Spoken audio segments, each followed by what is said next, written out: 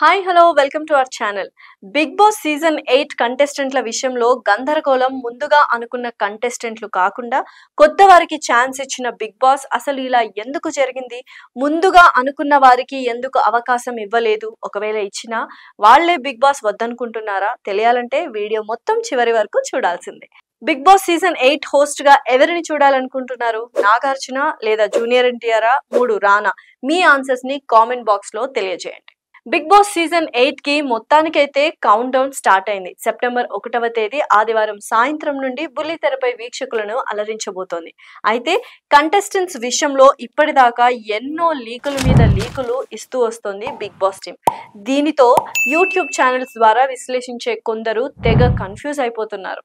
దాదాపు షోలోకి వస్తారు అనుకున్న కొందరిని తొలగించి వారి స్థానంలో మరికొందరిని తీసుకురావడం, అలాగే ఇప్పటికే కన్ఫర్మ్ అయ్యారనుకున్న కొందరు అగ్రిమెంట్ల మీద ఇంకా సైన్ చేయకపోవడం, లిస్ట్ లో మార్పులు వస్తూనే ఉన్నాయి. అయితే ఓవైపు ఇప్పటికే హౌస్ లోకి వెళ్లే కన్ఫర్మ్డ్ కంటెస్టెంట్స్ ఏవి షూట్స్ అయిపోయాయి.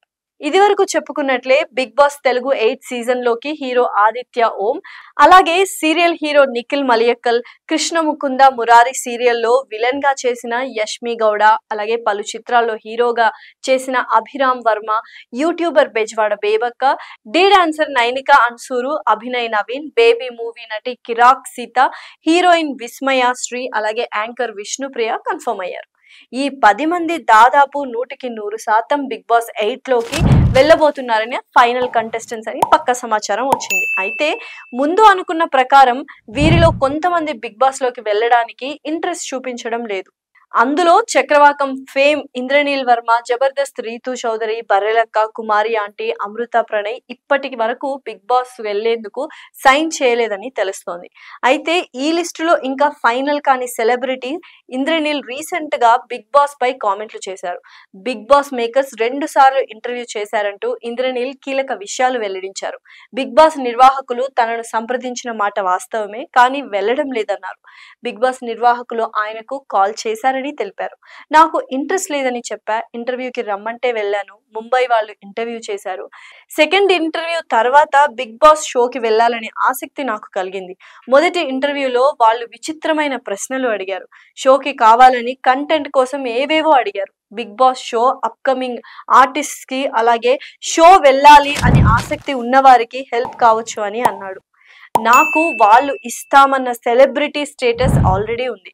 షోకి వెళ్ళాక గొడవలు పడాలి, నామినేషన్స్ లో గట్టిగా అరవాలి, ఇవన్నీ తలుచుకొని బిగ్ బాస్ షోకి వెళ్ళకూడదని నిర్ణయించుకున్నాను.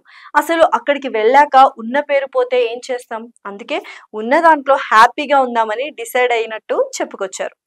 వీరితో పాటు బర్రెలక్క, కుమారి ఆంటీలు సోషల్ మీడియాలో తక్కువ టైంలోనే ఎక్కువ ఫేమ్ సంపాదించుకున్నారు. వీరంతా బిగ్ బాస్ కి వెళ్తారని మొదటి నుంచి ప్రచారం జరిగినా చివరికి మాత్రం ఫైనల్ లిస్ట్ లో మాత్రం వాళ్ళ పేర్లు కనిపించడం లేదు. అయితే వీళ్ళను బిగ్ బాస్ టీం సంప్రదించలేదా? ఒకవేళ సంప్రదించినా వీరికి వెళ్ళడానికి ఇంట్రెస్ట్ లేదా అనేది తెలియాలి. మొత్తానికి సోషల్ మీడియాలో వైరల్ అయిందంతా ఫేక్ అనే కొట్టిపారేయాలి.